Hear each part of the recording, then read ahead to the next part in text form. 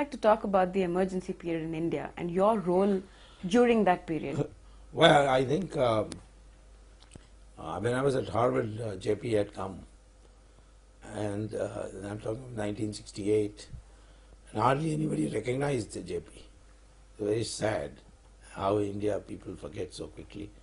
The man was a great freedom fighter who gave up being deputy prime minister to Jawarharlal Nehru and sacrificed his life for Sarvodaya, which is a very hard. But he made me spend about 6 months in Sarvodaya. I did, and I told him that in India nothing works without politics. Even social work, you need politics. He was angry with me for some time for suggesting that, because it means a negation of his life. But somehow in 72, when he was recovering from a heart attack, he suddenly called me to a resort near Bangalore called Tippanagudahalli. And all his colleagues were there, and he said, "You told me this in 1969. You tell these people what you told me." So I told them, and all those people pounced on me, saying, "You're immature, you're Americanized, this, that." No. He said, "No, he's right." The basic thesis was that JP continue Sarvodaya, but he must do politics without holding post. Mahatma Gandhi did it, Lord Krishna did it. That's the kind of politics you have to do. So he said then, okay, I will enter, and that's how the JP movement started. So the JP movement suddenly caught fire. Like today, this 2G has caught fire in the country. It requires usually somebody who has an impeccable record tested over time. And this time when I come in, they know that I have many minus points, but one thing is that I am not viable. And that there's nothing against me. If there was something against me, by now there were piled cases on me and sent me to jail. With 10%, they would have added 90% and made it look 100% real. So there's this confidence when I went to court that, I'm serious about it. And that's why I've come. And the same thing with JP was a hallowed name, forgotten but hallowed name. And suddenly it all erupted. And Mrs. Gandhi became nervous. She tried to malign him, call him CIA agent, this, that, all that. But in the end, she lost the election. And that's how the emergency was declared. Basically, it was an excuse. But I decided that I would not go to jail. And I went underground. And for 6 months, it was a miserable life, basically, avoiding, you had to rely on people to put you up. You couldn't live in your own house, obviously. But because my family circumstances were such that I had enormous contacts in the bureaucracy. My father was a secretary level appointee, and my father-in-law was ICS, and so when I went to all the elite schools, so I knew everybody. And so I was forewarned that something big is coming. So then on the night of June 25th, I was with JP. I had dinner with him. And I told him this is coming. He couldn't believe it. He said, "No, she would dare do it." But I went back, and next morning at 4:30, I got an anonymous phone call from the police, basically informing me by an indirect method, asking me whether Dr. Swamy is at home.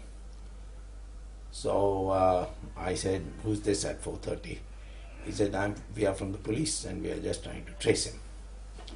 So I knew that it has come. So I disappeared from my house, went underground, 6 months getting adjusted to this life of running around.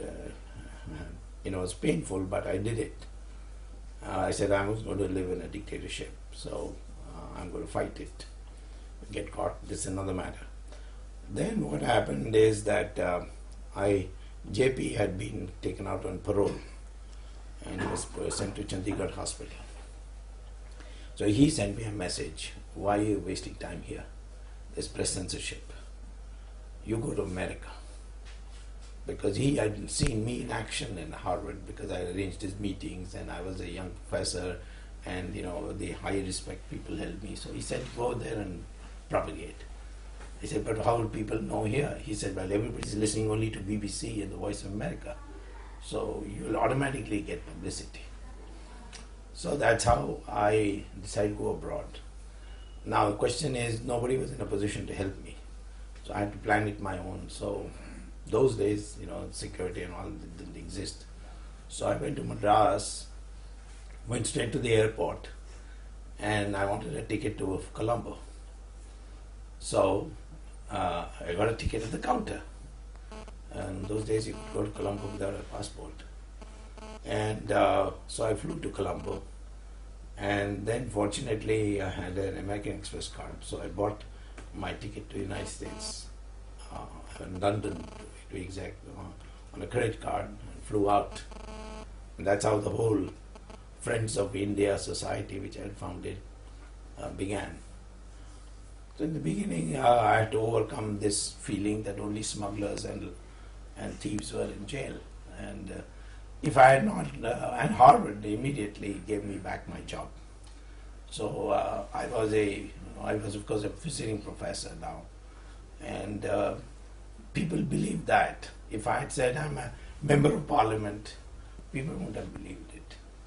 So I used that platform of Harvard. I went to all the elite places in London, like the Royal Institute of International Affairs, Chatham House, Institute of Strategic Studies, and the British elite was completely swayed because I gave logical arguments. I was a professor, so articulated, instant hit, and this is recorded in B.K. Nehru, who was that time our High Commissioner. He's recorded in his book, Nice Guys Finished Second, Last or something. Nice Guys Finished Second, some book.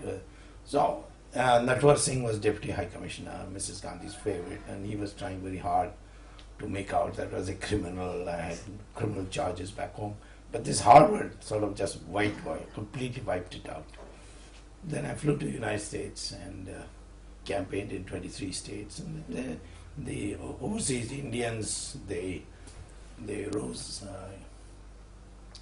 Then I found that everybody is getting arrested in India. And there's nothing going on. So people began saying that if the emergency is so unpopular, why isn't there no reaction? Like they say now also, if corruption, so why people don't revolt? Indian people do it very silently. So I had to demonstrate some way that there are people who are still in the mood to revolt. That's how this idea came, that I should return to India, enter parliament, make a minute speech and disappear. 10th of August 1976. Yeah, that's 76, yeah. So question is how to do it. By then I had become quite prominent also. So I came up with the idea that I would buy a ticket to Bangkok. Those days you used to have hopping flights. So I bought a ticket from Pan American, which was a hopping flight. And it stopped in New Delhi before going to Bangkok. And so I was a transit passenger in Delhi. So my name doesn't come in the passenger manifest. Okay. So the police have no idea that I'm coming. And then I got off, I went to the transit lounge without any luggage, dressed in kurta pajama. And I had my parliament pass. So I walked the opposite way. There was only one policeman, 3 a.m. in the morning. He looked at me and I showed the pass. He saluted me. So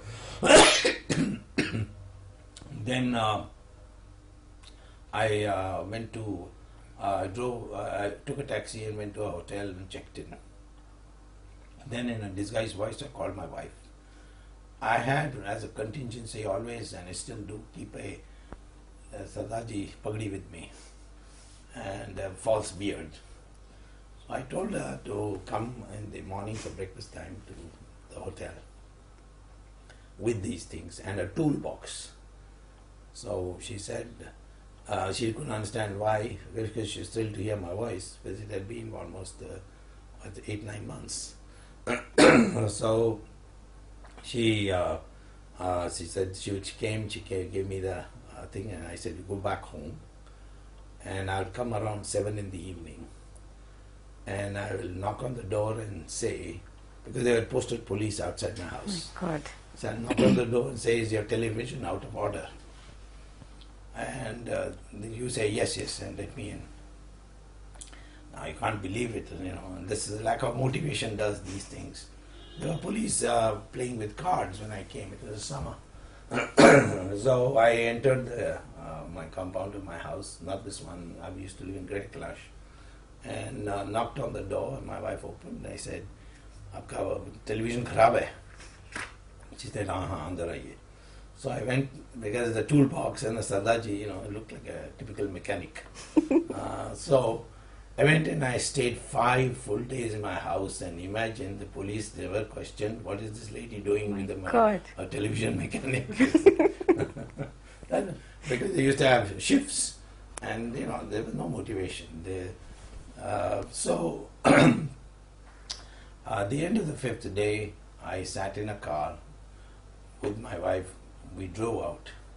The police was taken aback when they saw me, but they didn't know what to do, because they had no instructions. That's one other problem I discovered, that the police they had to have instructions from the SP before they would do anything.